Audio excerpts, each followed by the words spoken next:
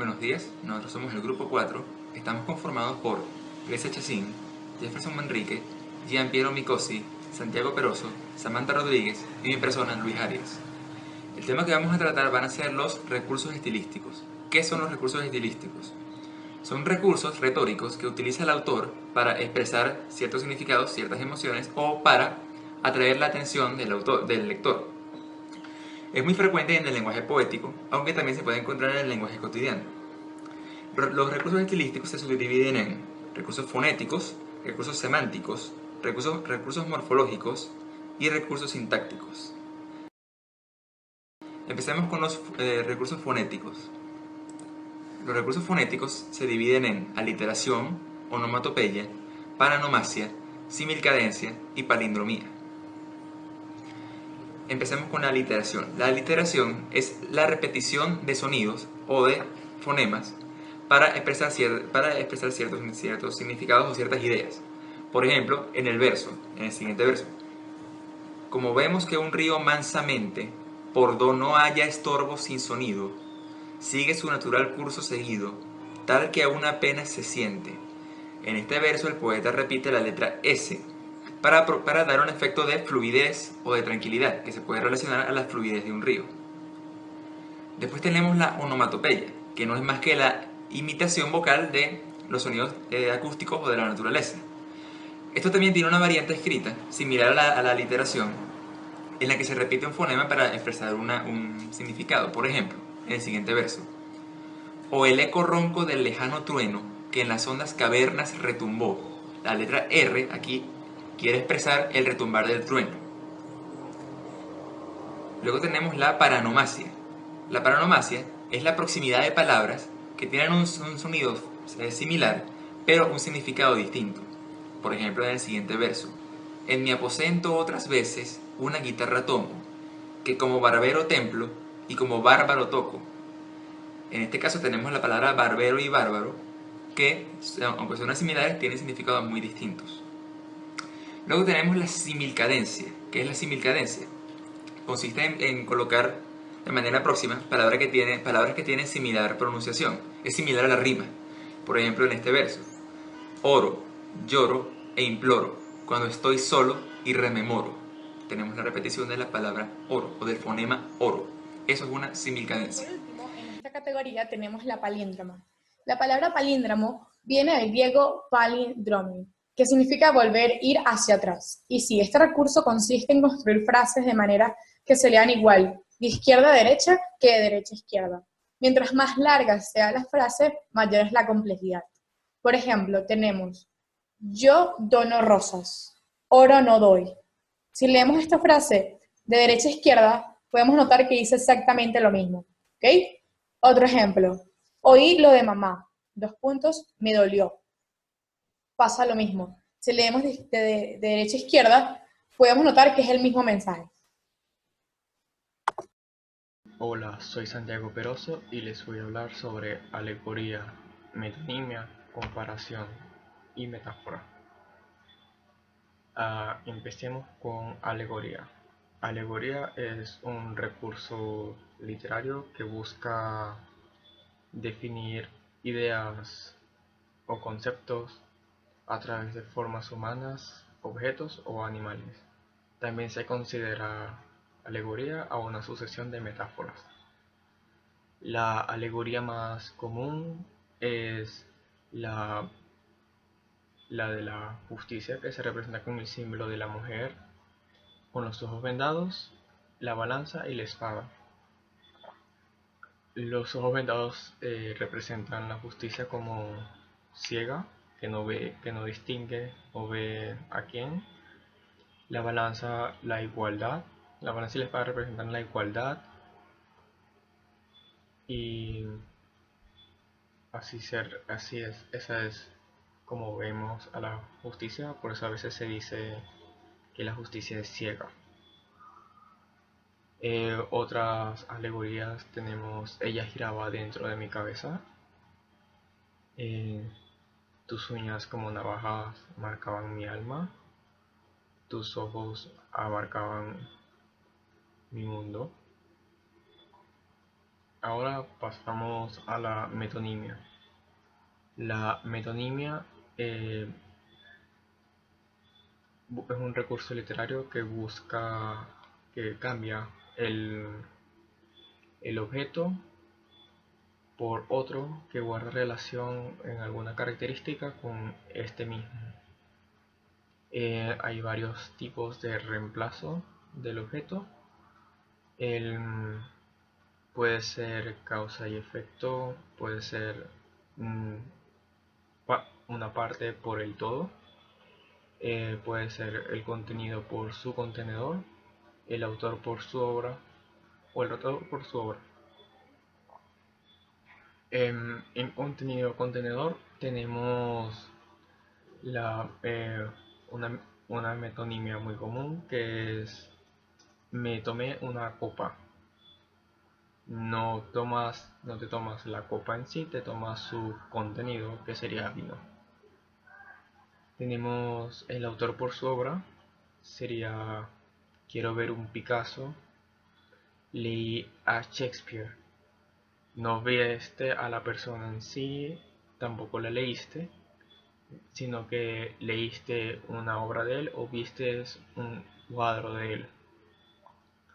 Parte por el todo tenemos: voy a ver lienzos. No vas a ver los lienzos, vas a ver cuadros, y cambias cuadros por una parte, por lo que lo constituye, que sería el lienzo. Ahora pasamos a la comparación. La comparación busca identificar una característica de un objeto a través de otro que posee esa misma característica. Ajá. Esta también se llama símil y se caracteriza también por contener las palabras parecer, como, semejante y otras frases comparativas.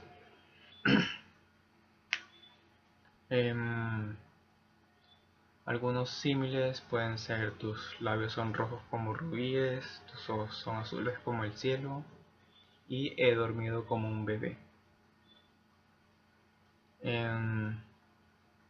La metáfora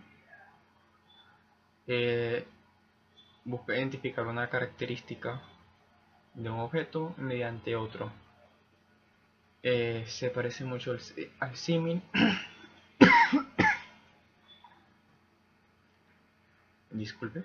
Lo único es que no posee las frases comparativas como parecer, como, semejante a, cual, a.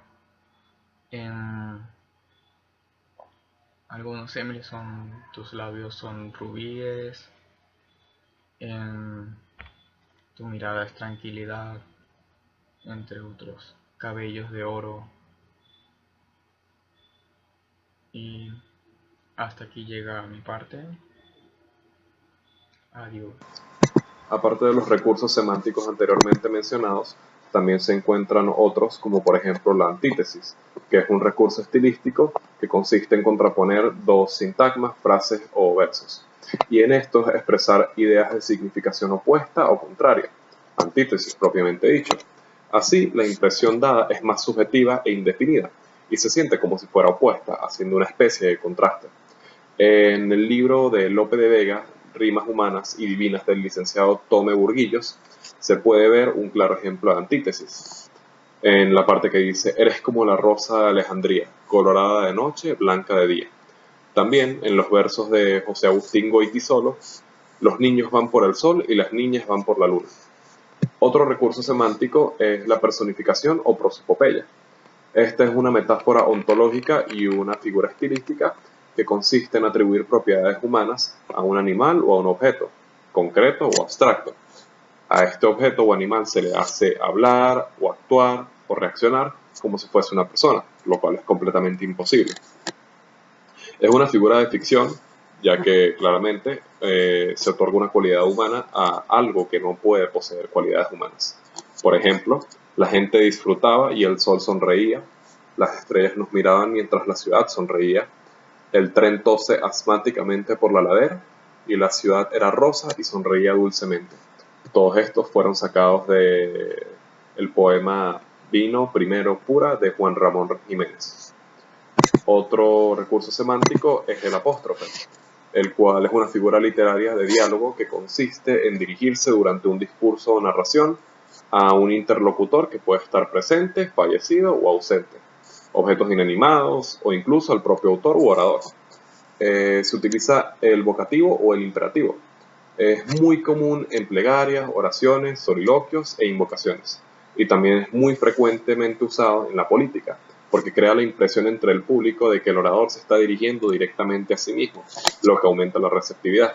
Un ejemplo claro es encontrado en Laberinto de Fortuna de Juan de Mena, donde dice: oh virtuosa, magnífica guerra, en ti las querellas volverse de bien, en ti do lo nuestro muriendo viviendo, por gloria en los cielos y fama en la tierra, en ti do la lanza cruel nunca yerra, ni teme la sangre verter de parientes, revoca cordes a ti nuestra gente, de tales cuestiones y tanta desferra.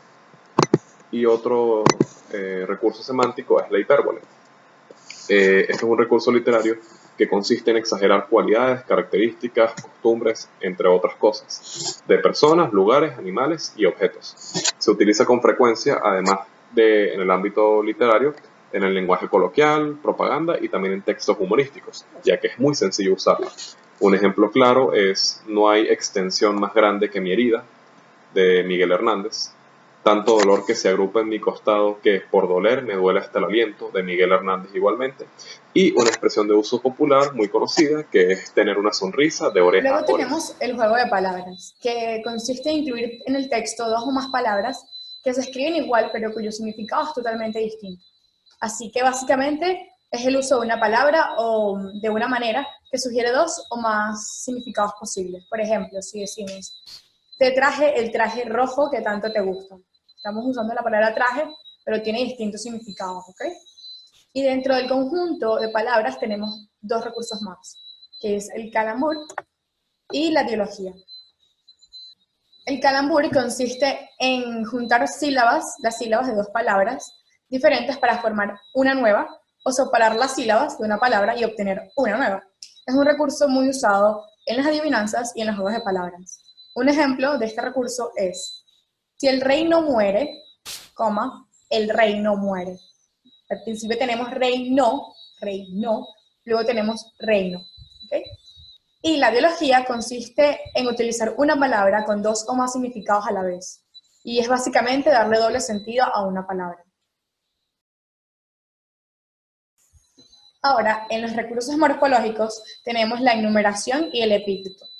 La enumeración consiste en acumular sustantivos para describir algo. Por ejemplo, fama, honor y vida son caudal de pobres soldados. Fama, honor y vida. ¿Okay? Estamos usando tres sustantivos para describir a los soldados. Luego tenemos el epíteto, que consiste en emplear un adjetivo que expresa una calidad propia del sustantivo al que se une. Pero en el epíteto generalmente lo colocamos al principio, solo para añadirle viveza y colorido, pero realmente no añade ningún tipo de significado al sustantivo como tal. Por ejemplo, noche oscura del alma o la fría nieve. Simplemente estamos adornando, más no estamos realmente dándole una característica al sustantivo. El hipérbaton. El hipérbaton es una figura literaria en retórica de construcción que altera el orden habitual de las palabras en una oración. Es utilizada mayormente en poesía y dota al texto de expresividad, de belleza, de intensidad. Uno de los ejemplos es de Rubén Darío, el cual dice: tus besos y tus lágrimas tuve en mi boca yo. No está mal dicho, pero la manera correcta sería: tus besos y tus lágrimas tuve en mi boca. El quiasmo. El quiasmo es una figura literaria la cual se refleja o se emplea a través de la repetición de frases o términos similares, pero de manera cruzada, conservando una simetría siempre, y al esta figura literaria causar sorpresa, lo que lleva a eso es a que el lector reflexione. Por ejemplo, Me desperté, tomé un libro, empecé a leer, terminé de leer, dejé el libro, me dormí. Ese sería un ejemplo de quiasmo. El asíndeton. El asíndeton es una figura retórica la cual omite deliberadamente los nexos o conexiones que existen entre las palabras de una oración. Por ejemplo, llegué, vi, vencí, de Julio César. ¿Qué expresa esta figura literaria? Expresa dinamismo, transmite dinamismo, agiliza el ritmo y logra un dramatismo que se intensifica en la fuerza expresada en dicha oración o en dicho texto. Hola, mi nombre es Jefferson Manrique.